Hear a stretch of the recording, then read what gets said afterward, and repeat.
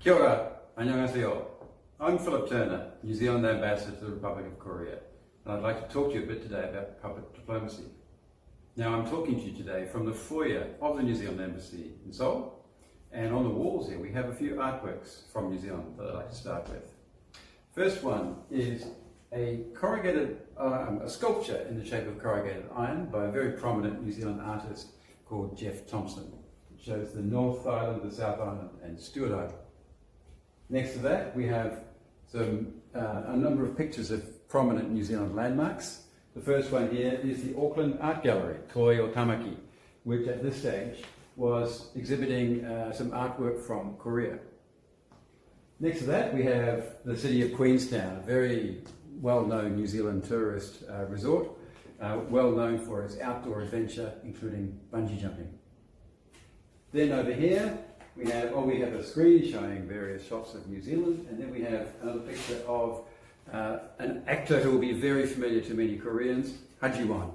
And in this picture, she's exchanging a hongi, or a greeting by nose, with a Maori visitor to Korea.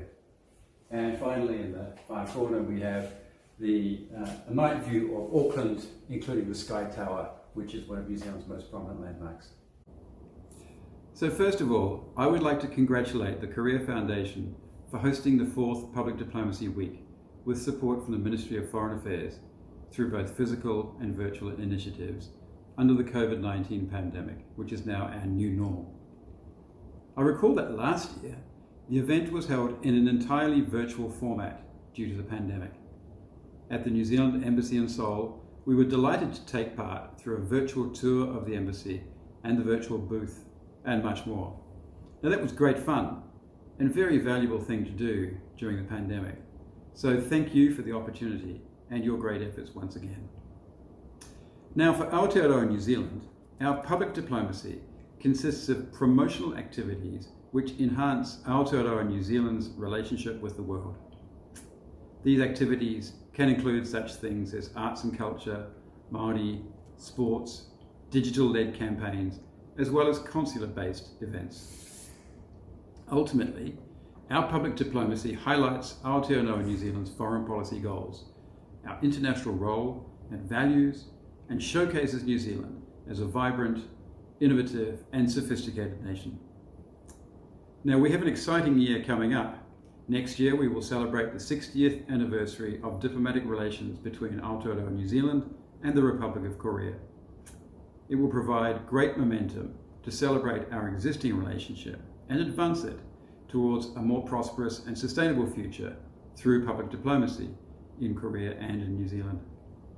Both New Zealand and Korea are like-minded partners. We have been building a solid bilateral relationship from the time when 6,000 New Zealanders participated in the Korean War to defend the people of the Republic of Korea. During this period, New Zealanders shared a very famous song from our indigenous people of Aotearoa, the Māori. In the Māori language, the song is known as Po Kari Kari Ana, and in Korea, I think you all know it as Yonga. Our excellent relations have been backed by robust people-to-people exchanges in many areas, including business, tourism, education, and culture, along with a strong presence of the Korean community in New Zealand, who make up nearly 1% of our entire population. Through our public diplomacy programs here in Korea, we like to let our audiences in Korea experience the unique New Zealand values of kaitiakitanga, which means guardianship and protection, and manaakitanga, which means hospitality, as well as other values such as ingenuity and integrity. To support our public diplomacy programs, New Zealand's Ministry of Foreign Affairs and Trade runs a public diplomacy fund. It supports events and initiatives that project New Zealand as a dynamic, innovative, sophisticated, and high-achieving nation. Some of our previous public diplomacy events in Korea, supported by the fund, have included the following things. First, rugby diplomacy programs in Korea around the Rugby World Cup. At that time, we invited Israel Dag, a former very well-known member of the All Blacks, New Zealand's national men's rugby team, which in our view is the strongest rugby team in the world. We also had the New Zealand Incheon Film and Gaming Evening, which featured the world's renowned Oscar-winning New Zealand film creator, Sir Richard Taylor, here in Songdo in Korea. Now, under the COVID-19 pandemic, we have been focusing on virtual and public diplomacy initiatives using the Public Diplomacy Fund, including launching an embassy blog in the Korean language and adding subtitles to New Zealand Story videos for use on our social media, and catering particularly for Korean-speaking audiences.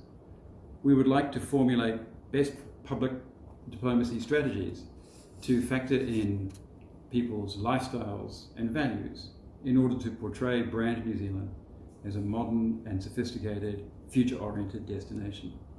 This is different from the more traditional images of a clean, green, and somewhat quiet view of Aotearoa, New Zealand. So one of our priorities is through our public diplomacy efforts to achieve this rebranding. So once again, thank you to the Korea Foundation and other partners for hosting this great event. 감사합니다.